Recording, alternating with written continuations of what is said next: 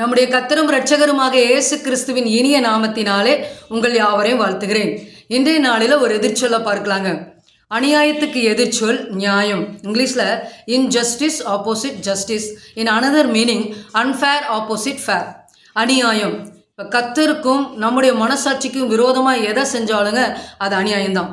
இந்த அநியாயம் பார்த்திங்கன்னா வீட்டில் மட்டும் இல்லை, நம்ம வேலை செய்கிற இடத்துல, ஸ்கூலில், இப்படி எல்லா இடங்கள்லையும் அநியாயங்கள் பரவிக்கொண்டே தான் இருக்குது. இந்த அநியாயம் பார்த்திங்கன்னா ஒருத்தரை நியாயம் இல்லாமல் கோபித்து கொள்வது, மனசை புண்படுத்துவது, தப்பெண்ணம் கொள்வது, தீமையான எண்ணங்களை வைத்து கொள்வது, இதனால் ஏற்படுகிறது அந்த அநியாயம்.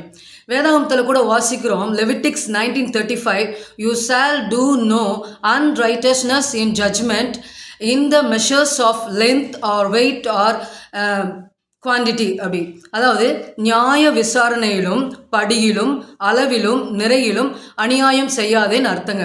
இப்போ உதாரணத்துக்கு ஒரு காரியத்தை சொல்கிறேங்க. கொரோனா டைமில் பார்த்திங்கன்னா எல்லாருக்குமே வேலை இல்லை, பணம் இல்லை கையில். ஆனால் பார்த்திங்கன்னா ஒரு அத்தியாவசிய பொருள், ஒரு 10 ரூபா பொருளை கடைக்காரங்க என்ன பண்ணாங்கன்னா 30 ரூபாய்க்கு 20 ரூபாய்க்கு அதிகமான விலையை வச்சு விற்றாங்க. இது பார்த்திங்கன்னா அநியாயமான காரியம். நியாயமான காரியத்தை செஞ்சால் அது வேற. ஆனால் பணமே இல்லாத இடத்துல அதிகமான விலை வச்சு அவங்கள வருத்தி அந்த பணத்தை வாங்கினாங்க. இதுதாங்க அநியாயம். இப்போ ஒருத்தருக்கு விரோதமாக அநியாயமாக பொய் பேசுவது, நடப்பது, அதே போல் புறங்கூறுவது, கோல் சொல்லுவது, இதெல்லாம் அநியாயத்துக்கு சொல்லலாம். அநியாயமாக வட்டி வாங்குவது, அநியாயமாக ஒருத்தரை ஏமாற்றுவது, நிலத்தை அபகரித்து கொள்வது, திருடுவது, இது எல்லாவற்றையுமே அநியாயத்துக்கு எக்ஸாம்பிளாக சொல்லலாம். இன்னும் நிறையா இருக்குங்க. ஆனால் நம்ம கற்றுக்கொள்ள வேண்டியது இதில் என்னென்னா, யாரிடத்திலும் நம்ம அநியாயம் செய்யக்கூடாது, யாரையும் ஏமாற்றக்கூடாதுங்கிறத இதில் நம்ம கற்றுக்கொள்ளணும். அடுத்தது பார்த்திங்கன்னா நியாயம் செய்தல். இப்போ உபாகமம் 25:1 வாசிக்கிறோம், நீதிமானை நீதிமான் என்றும் குற்றவாளியை குற்றவாளியாக என்றும் தீருங்கள் அப்படின்னு சொல்லி கர்த்தர் நமக்கு கட்டளை கொடுத்துருக்கிறார். அதாவது ஆளை பார்த்து எடை போட்டு நியாயம் தீர்க்காத, அதாவது முகதாட்சிணியம் பார்த்து நியாயம் இருக்காது. இப்போ இவன் எனக்கு வேணும், இவங்க எங்கள் சொந்தக்காரங்க, நல்ல பதவியில் இருக்கிறாங்க, பணத்தை கொடுத்து இது எனக்கு ஃபேவராக பேசுங்க அப்படின்னு சொல்லி ஒருத்தர் என்ன பண்ணுறாங்க, ஜட்ஜ்மெண்ட் கொடுக்கும் பொழுது தவறானதை கொடுத்தா அது அநியாயம். ஆனால் அதே எதை செஞ்சாலும் நான் கரெக்டாக செய்வேன், என்னுடைய மனசாட்சிக்கு உண்மையாக நான் நடப்பேன், கர்த்தருக்கு பயந்து நடப்பேன், அவருடைய ஆவி எனக்குள்ளே இருக்குது, நான் நியாயமாக தான் காரியத்தை செய்வேன் அப்படின்னு சொல்லி ஒரு மனுஷன் நடந்தாருன்னு வச்சு அவங்க தான் நியாயம் செய்கிறவர்கள், சரியான ஜட்ஜ்மெண்ட் கொடுக்கிறவங்க. அப்ப இந்த இடத்துல ஒரு எக்ஸாம்பிள் சொல்லாங்க. கடைக்கு நீங்க போற இடத்துல 100 ரூபாய் கொடுத்து ஒரு பொருள் வாங்குறீங்க, 25 ரூபா ஒரு பொருள், மீதி 75 ரூபா அந்த கடைக்காரர் கொடுக்கணும். ஆனா அவர் என்ன பண்றாரு, மறந்துட்டு நீங்க 500 ரூபாய் கொடுத்த ஞாபகத்துல 475 ரூபா திருப்பி கொடுக்கும் பொழுது நம்ம வாங்கிட்டு என்ன பண்ணணும், அப்பா இன்றைய நாளில் நமக்கு செலவு காய்ச்சுன்னு வந்தா அது அநியாயம். ஆனா அதே 25 ரூபா தான் நம்ம செலவு, 100 ரூபா தான் நம்ம கொடுத்தோம், 25 ரூபா தான் ஆச்சு, மீதி 75 ரூபா தான் தரணும் அப்படின்னு சொல்லி அந்த கடைக்கார்ட்ட போய் நீங்கள் எக்ஸ்பிளைன் பண்ணி மீதியை கொடுத்துட்டு வரீங்க பார்த்தீங்களா, அது நியாயம் செய்தல். இது ஒரு சின்ன எக்ஸாம்பிள் தாங்க. ஒவ்வொரு நாளும் ஒவ்வொருவருடைய வாழ்க்கையிலையும் நியாயமான காரியங்களை செய்யணுங்கிறது ஆண்டவர் விரும்புகிறார்.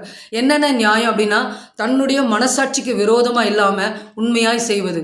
இப்போ ஒரு நியாயவான் இருக்கிறாங்கன்னா அவங்களுடைய இருதயத்தில் கர்த்தருடைய வேதம் இருக்கும், கர்த்தருக்கு பயப்படுகிற பயம் இருக்கும், கர்த்தர் என்னை பார்த்து கொண்டிருக்கிறாருங்கிற அந்த பயத்தோடு பக்தியோடு இருக்கும் பொழுதுதான் ஒரு மனுஷன் நியாயமா என்ன பண்ணுவார், தீர்ப்பு செய்வார். இப்போ நீங்கள் ஒரு நிமிஷம் யோசிச்சு பாருங்க, யார் யாருக்கு விரோதமாக நீங்கள் அநியாயம் செஞ்சீங்க, எந்த இடத்துல எல்லாம் நியாயம் செஞ்சீங்க. அநியாயம் செஞ்ச இடத்துல ஆண்டவருடைய சமூகத்தில், ஆண்டவரே இனிமேல் நான் அநியாயம் செய்யக்கூடாது அப்படின்னு ஒப்பு கொடுங்க. எந்த இடத்துல நியாயம் செஞ்சீங்களோ, ஆண்டவரே இந்த இடத்துல நியாயம் செய்யும்படியாக எனக்கு கிருபை பாராட்டினீங்க, உங்களுக்கு நன்றின்னு சொல்லி நீங்கள் ஆண்டவரை துதிங்க. ஜெபம் செய்வோம். ஸ்தோத்திரிக்கிறோம் ஏசப்பா, ஸ்தோத்திரம் ஸ்தோத்திரம், ஹல்லேலூயா. உங்களுக்கு நன்றி செலுத்துகிற ஆண்டவரே, இந்த நாளிலும் கொடுத்த ஜெப குறிப்புக்காய் ஸ்தோத்திரம். அநியாயத்துக்கு எதிர்ச்சொல் நியாயம் என்று பார்த்தோம் ஆண்டவரே. எங்களுடைய அன்றாட வாழ்க்கையில் ஒவ்வொரு நாளும் நாங்கள் நியாயத்தை செய்வர்களாக எங்களை மாற்றுங்க ஆண்டவரே. ஒருவேளை எந்த இடத்துலாவது நாங்கள் தவறு இருந்தால் எங்களை மன்னிச்சு இனிமேல் நியாய வழியில், உண்மையுள்ள வழியில், உங்களுக்கு பிரியமான வழியில் நடக்க கிருபை பாராட்டுங்க.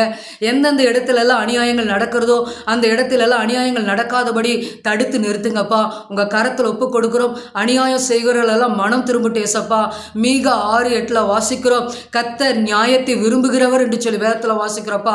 நீங்கள் நியாயவான்களாய் ஒவ்வொருவரையும் மாற்றுங்க. அநியாயத்தை எல்லாம் எடுத்து போடுங்க. உங்கள் கரத்தில் ஒவ்வொருவரையும் ஒப்பு கொடுக்குறோம். ஆசீர்வதிங்க, நியாயவான்களாக மாற்றுங்க. இயேசுவின் மூலம் ஜெபிக்கிறோம் நல்ல பிதாவே, ஆமேன். அநியாயம் செய்வதை விட்டுவிட்டு நியாயம் செய்வர்களாய் மாறுங்க. கர்த்தர் உங்களை ஆசீர்வதிப்பாராக. ஆமேன்.